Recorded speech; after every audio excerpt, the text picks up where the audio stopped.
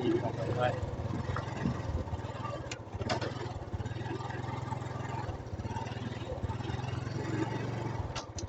ปลากันอะไรแต่คนพวกอ๋อซื้อปลาคือป้าเฮ้ยเจ๊ อ่ะพ่อเขาซื้อเจ๊อ่ะจำชื่อแล้วแต่นี่แหละเขาบอก ป้าบักตุนุนี่ป้าบักตุนุ บอกสนุกอ่ะนี่ว่าปลาเกินไปอยู่นะปลาขังคุก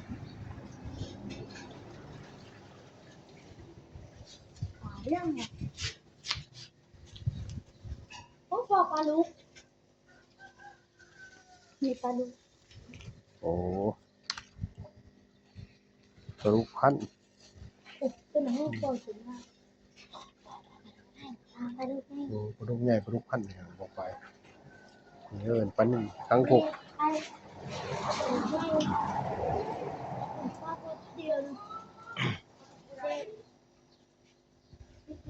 เอ้เจ๊ว่าดีปีใหม่โอ้ว่าเสียงแหบเป็ดย่างสิหามือ พ่อก่อน เอ๊ะ เอ้ยใช่ไง เอาโตดาโลเอาสักหาโต เป็นไรเนี่ยนี่เป็นเสียเป็นเฮียเจ้าก็ได้ยินตะข้าว เมียงเสียอยู่ไสน่ะเสียได้เสือเอ๊ะ บ่ก็ได้ยินมาแต่สิก็เป็นมาหาปู่ว่าก็มาหาข่อยไปสิมันสิใครแน่เพิ่นมาแล้วเพิ่นบ่มาเด้อดอก มันช่วงนี้เฮ็ดจังได๋ล่ะมันคิดว่าถึงขาดไปคนคิดจังได๋ มีคนมา อย่ามองที่มันจะบอก เพิ่นก็บ่มาเด้อดอก ไปมื้อนั้นมันเป็นบ้านสินนับผู้ดีก็บ่ควรไปไง เนาได้ยินนะว่าผมบวชบ่ได้ขอเราอยู่กับเพิ่นมาหาข่อยแล้วเพิ่นบ่ตายดอก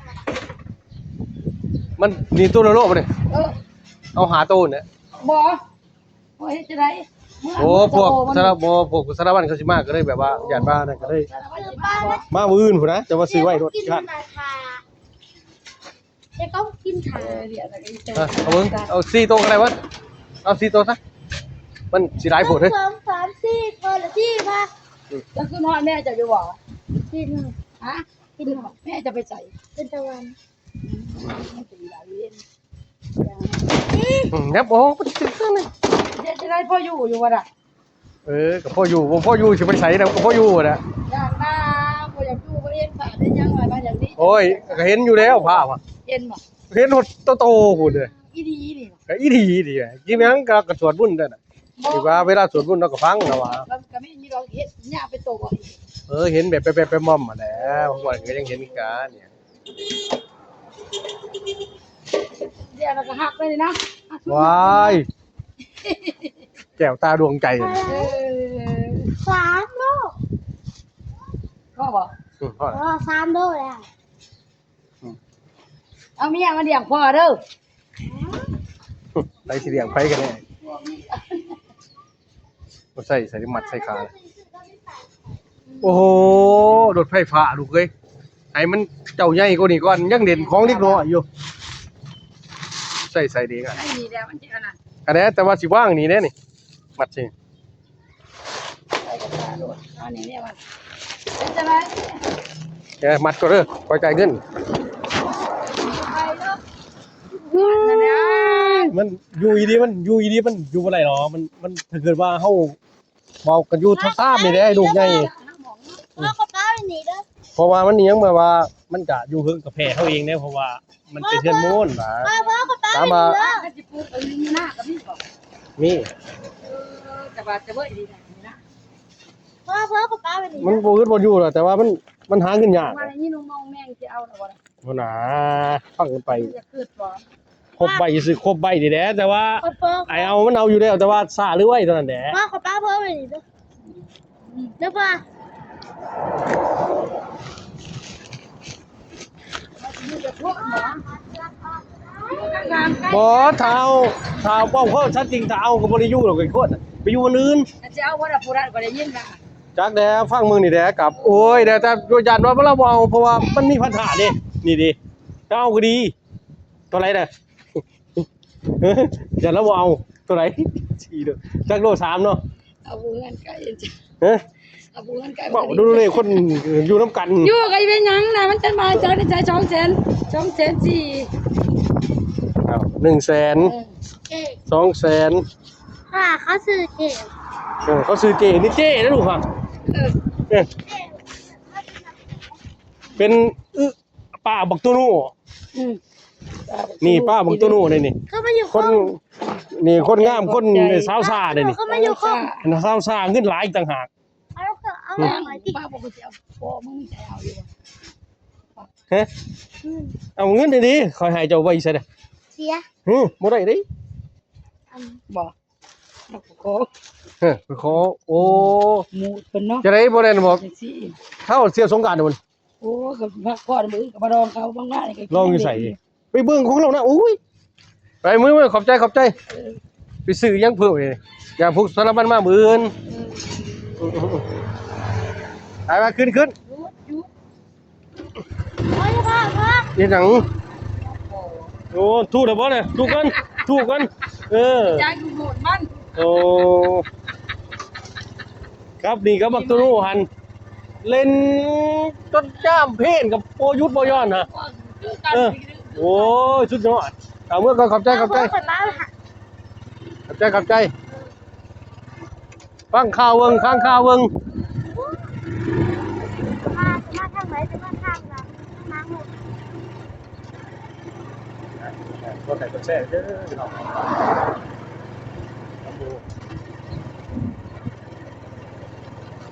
ในแฟนเพจคัมบูวันหน้าในยูทูบกับคัมบูเบาพิษพี่น้องบอกไปในแฟนเพจคัมบูท่องอินในยูทูบคัมบูวันหน้าในคำบอกคัมบูกันเสร็จพี่น้องฝากกดไลค์กดแชร์กดติดตามอันนี้กินหาอยาก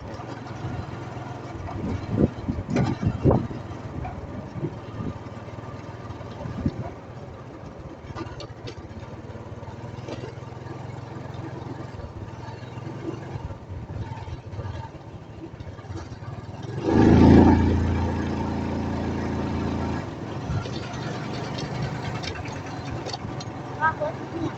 นะครับเนี่ยพ่อ ใช่ละ นะ เยอะแยะเลย โอ้ทำไปยังทางดูมันเด็ด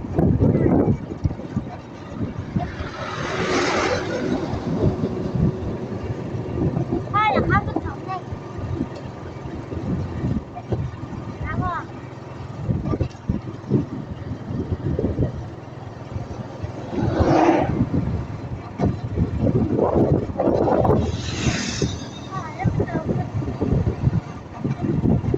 ให้เติมข้างหน้าก็ได้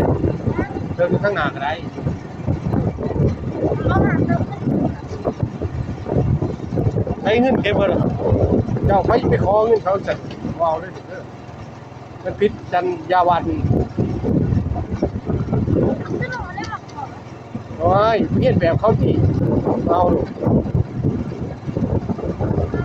เขาเรียนเด็กเขาบอกเขาเรียน เขาก็ถามซุปดิบไปเลยลูกเอ้ยถามซุปดิบกับไม่ชีว่าไม่ชีว่าเร็วนั่น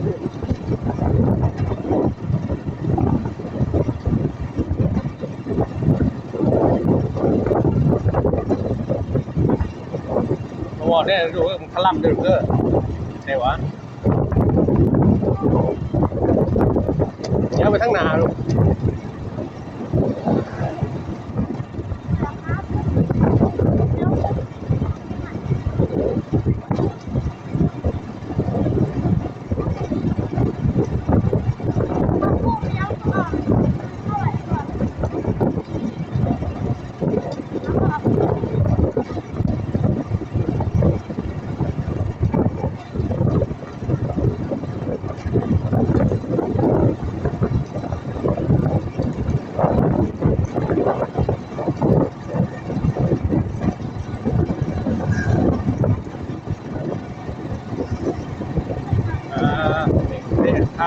เด็กที่13เขตลาวใต้แดนที่ท่องเที่ยวประเทศลาว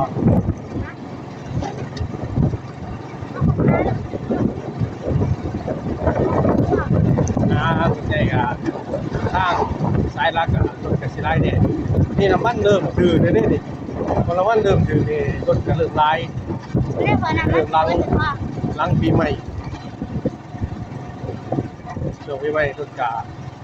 ที่นี่ก็ถือว่าปกติขึ้นนะเพราะว่าเศรษฐกิจจังซี่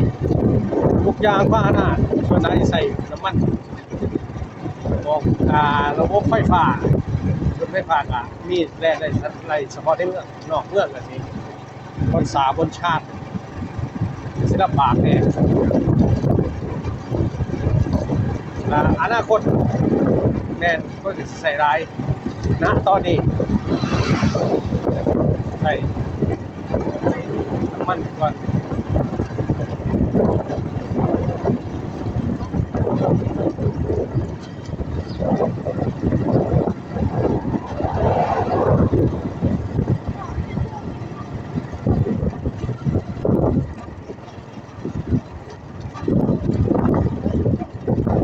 บางทีนี่ก็ไรก็แซ่หลอกผมไป